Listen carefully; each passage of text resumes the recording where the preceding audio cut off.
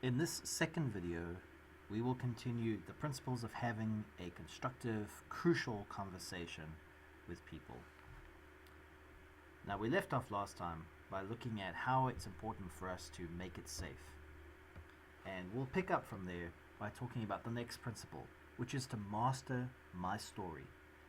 Personally, I think this is one of the most crucial aspects of this ideology, and is one that has been most helpful for me. Mastering your story. When it matters the most and when our emotions kick in, we often do our worst and feel like we're doing the right thing. Isn't that true? We need to create an emotional state that will allow you to return to a healthy dialogue, that will allow you to remove some of the emotion out of the conversation so that you're having the right kind of conversation. Now think of a conversation that you've had that didn't go well. In fact, this is one of the forum discussion questions for this unit. Maybe you said something you shouldn't have. Maybe you didn't say something you should have or wanted to. Think about what you might have said to the person if you had shared with them what you really felt at the time. Would it have helped?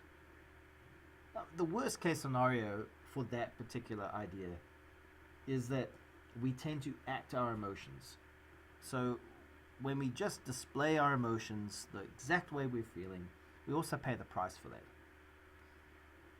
The middle ground, or perhaps the good aspect sometimes, is we mask our emotions. We cool, calm, and collected. We don't necessarily let people know what we're feeling, but we're feeling it all the same.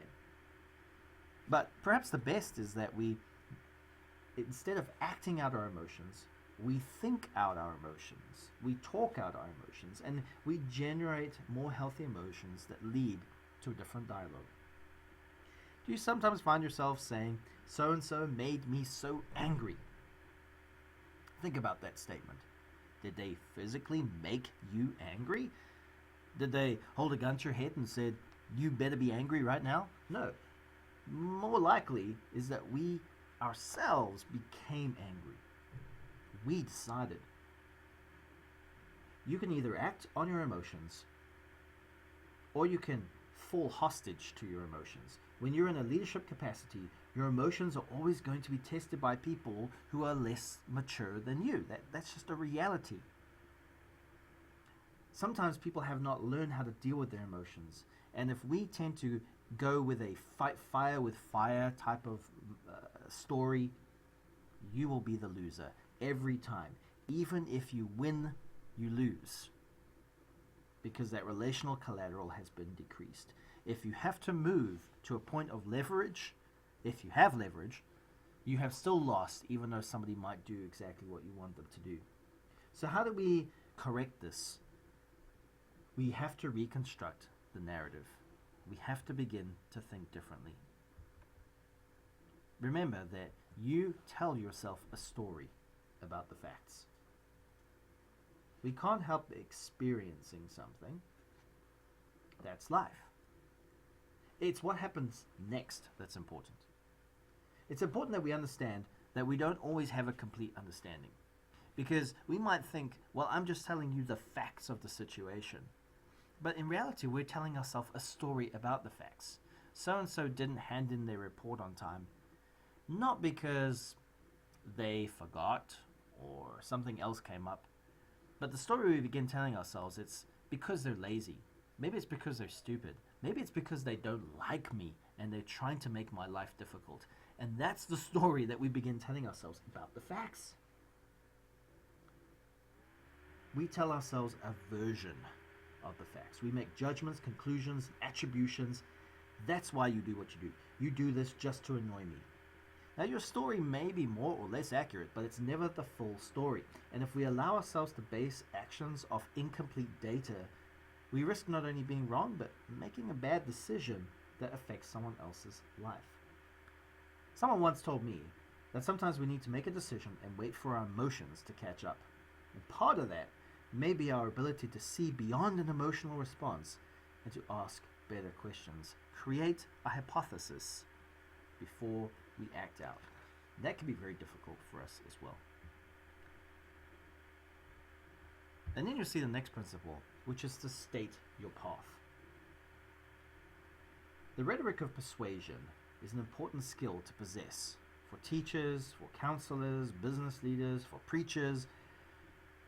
The ability to persuade, not to mention people that work interculturally and cross-culturally. Why? Because a large portion of strategic development is based on persuasion. I would like you to buy into my idea. I would like to tell you about my idea. I'd like you to buy my product. Trying to get people to agree and to do these things that you have for them to do, that's part of leadership. So why are so many leaders not respected by their team? Why are so many leaders talked badly about by their team behind their backs? Why are so many bosses, even secretly or perhaps not so secretly, hated by their employees? Maybe it's because they've only learned how to speak abrasively and not persuasively. Sometimes we say the right things, but we say them in all the wrong ways. And this idea of stating your path is one of those useful acronyms that the developers of Crucial Conversations have used, which I think is very important. They talk about stating your path, which basically is sharing the facts, telling your story, asking for others' paths, talking tentatively, and encouraging testing. That's the idea of state. I would highly recommend that you memorize that acronym. I think this is a very important statement by John Morley. You have not converted a man because you've silenced him. Now that talks about religious conversion, but we might even talk about this in various spheres. You've not convinced a man because you have silenced him. So we can either choose between steamrolling, getting people to just go along with what we want, or we can allow them to speak their minds in a way that leaves room for dialogue. Sharing the facts. Facts are facts, you know. Facts are very persuasive ultimately. When people can see that something is plainly true, it becomes hard to resist. Facts are not insulting. We may not like them, of course, but they're facts. This is what you bought in this month. This is how many calls you made as part of your job. You know, these are facts, indisputable. But then you also tell a story about the facts. This is why you only made so many calls. This is why you only brought in so much product at the end of this month. That's the story. And then you begin to ask for others' paths. Maybe you've misinterpreted the facts. Oscar Wilde once said, "I like to do all the talking myself. It saves time and prevents arguments." And I think that's sometimes how we are. We just want people to go along with what we say, but we could be wrong. Talk tentatively. I think this is where our cross-cultural understandings come to the fore, because we know that not all cultures appreciate what we might call straight talking. So for us to say, well, this is clearly why this is going on, maybe we should say things like, maybe it would make more sense if we did this, or I think that perhaps what we should be doing is this. It is a more tentative way of speaking, and some might say, well, you know, it's just words, but those words make a big difference.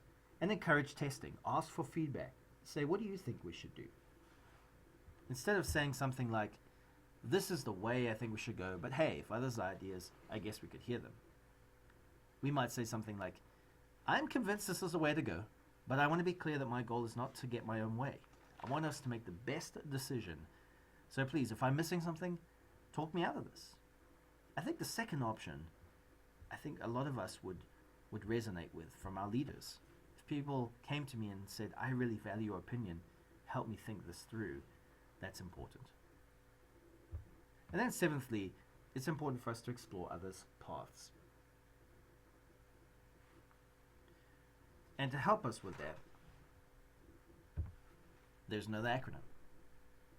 One of the best ways to persuade others is with your ears, by listening. Explore others' paths. What's going on in their mind? And the best way to get the answer to that is ask the question. Ask to get things rolling. That's sometimes the most difficult step, to actually get to the point where we're having the conversation. But find the time, make the moment, and ask the question. And then mirror. What we mean by that is non-verbal cues. We've spoken a lot in this class already about the importance of non-verbal communication. What are they telling you without words? Think about that. And then paraphrase to acknowledge the story. Say things like, I just want to make sure I understand you when you say, I hear you using phrases like, let me see if I'm right. Make sure that you are representing their views well. And then finally, prime the pump when you're getting nowhere. If you feel like this conversation just isn't happening, you need to ask some clarifying questions. Reassure them that they can talk openly, that there's going to be no retribution at the end of this conversation. That's AMP. And I think that's another important acronym for you to memorize. And then finally, move to action. We must decide on a way forward. We must consider what the next steps would be. How do we end this conversation? All these principles could really fall apart very simply if we end badly, right? If we just say, well, thanks for having this conversation, here's what I'm going to do, which is what I was always going to do anyway. That just totally shoots yourself in the foot. But as a leader, leaders have to decide how best to move forward. Determine who cares about the decision, who needs to know about the decision, who needs to be involved in the decision. Sometimes consensus is needed. Many times consensus is needed. But sometimes you are the one who needs to make the decision. So determining when that's important and when it isn't is a leadership principle. The worst at dialogue can sometimes be the best at documentation. So, in other words, it's important for us to realize the value of having both documentation as well as the conversation. What I mean by that is that make sure everyone understands what was said. That may be by taking minutes, it might be even by recording the session. To say, I want to make sure that this is clear and everyone understands exactly what is said and is not said. Good leaders will avoid misunderstandings at all costs, making sure everyone understands their role and their responsibility.